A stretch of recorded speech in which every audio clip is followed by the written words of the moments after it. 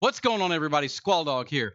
The next series of videos that I'm going to be doing are going to be to teach you guys how to use the same program I use to design all of the things that you see in my channel. As most of you already know, I've actually designed all of my channel overlays, with the exception of the Twitch subscriber and recent sub stuff. And so I'm going to show you guys how to use the same program that I use to do all that stuff, which is Adobe Illustrator. The first part of this series is going to be a very basic video to teach you how to use the basic tools of the program. By the time you get done with this tutorial, you will know how to do most of what you need to do in Illustrator to be able to create and draw your own artwork. The next series of tutorials that will come after will be to teach you how to take elements that have already been created and turn them into vector elements that you can actually use in the creation of your artwork. And also at the end of this series, I will be designing a logo fully so you can actually get an idea of my creative process and see how I do things for my clients when I do graphic design for them. One lucky person will actually be chosen from the myriad of design briefs that I have been receiving, and that logo will be designed right here on this YouTube channel. If you are interested in having your logo designed by me free of charge, please feel free to go to the About section of my channel and look at the contact email and just email me there. I will send you back the creative brief. If you have any comments, you want to add any feedback, and just let me know some things, how you thought about the video, good or bad, please feel free to leave them in the comments below, as I'm always encouraged to be able to engage with you guys. Please don't forget to hit that like and subscribe button and that notification bell. Also, don't forget too that I do have my seed community on Discord, link below, as well as all of my other social media, and I also stream on Twitch. So without any further ado, let's get into it. Alright everybody, so today what I wanted to show y'all is how to use the program I use to edit all of my graphics, which is Adobe Illustrator.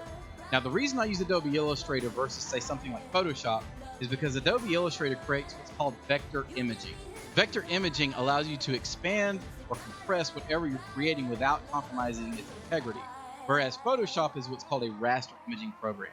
A very watered down way to describe raster imaging programs is a raster image is basically just something that's in a fixed resolution. When you try to change it, it loses its integrity of anything that's on the design itself.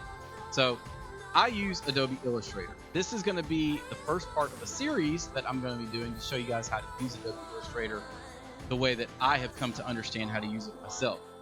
I'm not going to get into a lot of depth with this first tutorial, but I am going to show you enough that if you open Illustrator, you will be comfortable with how to use it. So without spending a whole lot more time doing that, God knows I don't know how to stop talking. Let's go ahead and get into it. So I'm gonna go ahead and switch on over to my scene where my screen capture is. Now the first thing that you're gonna see here whenever you open Adobe Illustrator is it's gonna have all these different file sizes. You have different projects and things like that open.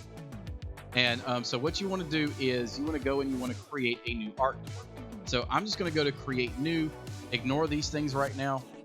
I'm going to go to create new, and I'm going to create something in a 1920 by 1080p resolution. The reason I'm creating it 1920 by 1080p is because I may end up using these graphics later on for one of my videos, and whenever you're creating videos in say something like Adobe After Effects, which is what I use, you want to make sure that it's in 1920 by 1080p so you can scale it as needed when it comes time to create your video. So we're just going to go ahead and click OK on that. The next thing that I want to cover too is you're going to notice here it's going to have a color mode. This is important. If all you're creating is something for the internet or something web-based, which is going to be displayed on a computer or a mobile device like a tablet or a cell phone, you want to go RGB. If you're going to be creating something that's going to eventually be used for print, you want to go CMYK. The color modes do change the design that you're using. So if you have a branded color scheme and you know it's going to be going to print, like say merch for a t-shirt or business cards or anything like that, you want to make sure to design in CMYK. So we're going to go ahead and click create.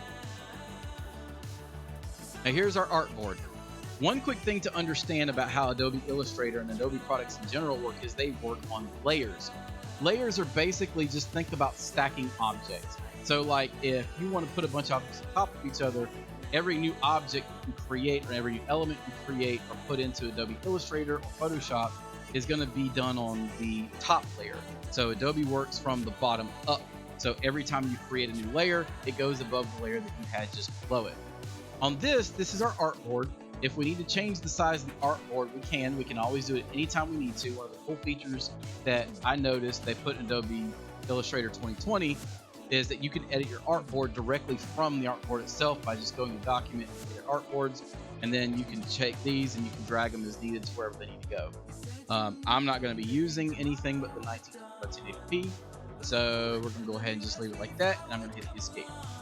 Now, the first thing that you need to understand about this is your selection tool. The selection tool literally is exactly what it sounds like. It tells you to select.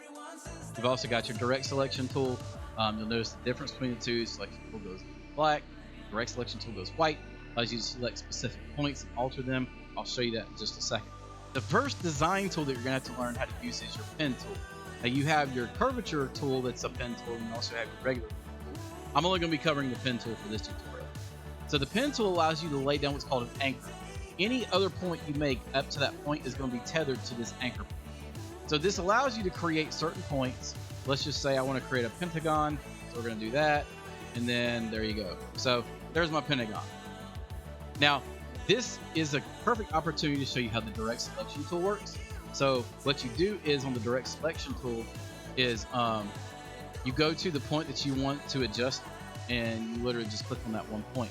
Now, this is evidenced by the fact this one point is blue, while all these other points are white. And so when you've got the blue point, you know you've got that one point selected. So you can take it and pull it in like you need to, and then boom, you got it where you need it. The next tool I'm going to show you how to The next tool I'm going to show you guys how to use is your text tool. There's a couple of different ways you can use the text. You can either just click on it and just type away, and then you can adjust it as needed later on the fly, or you can take it and set it in a specific boundary.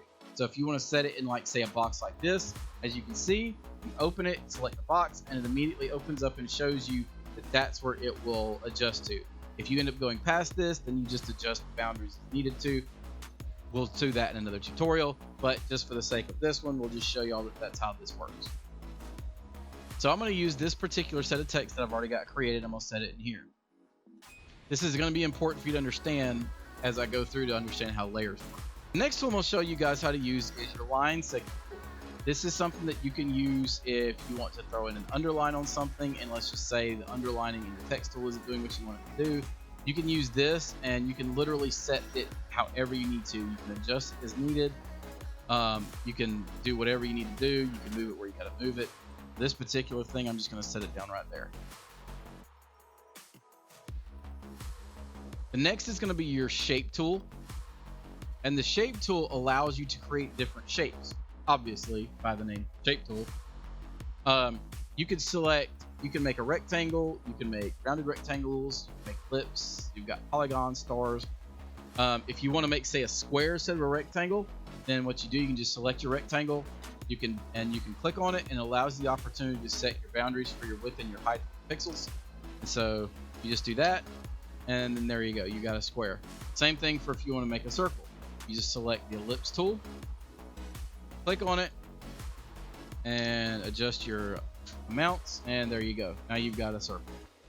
And then you've got your polygon tool where you can literally go and create as many sizes as you want. So let's just say I wanted to create an octagon. Then I can just select 8 sides and it gives me an octagon.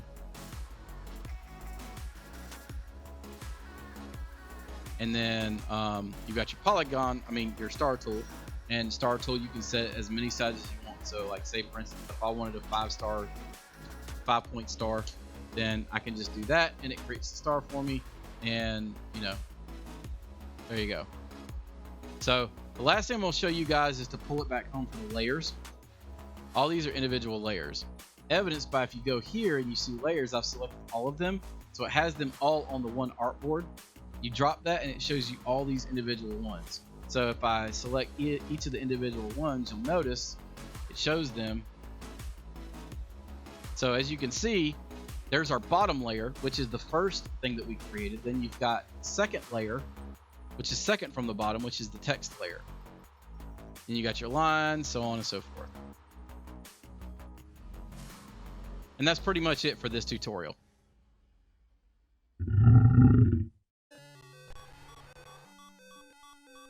No! Damn it!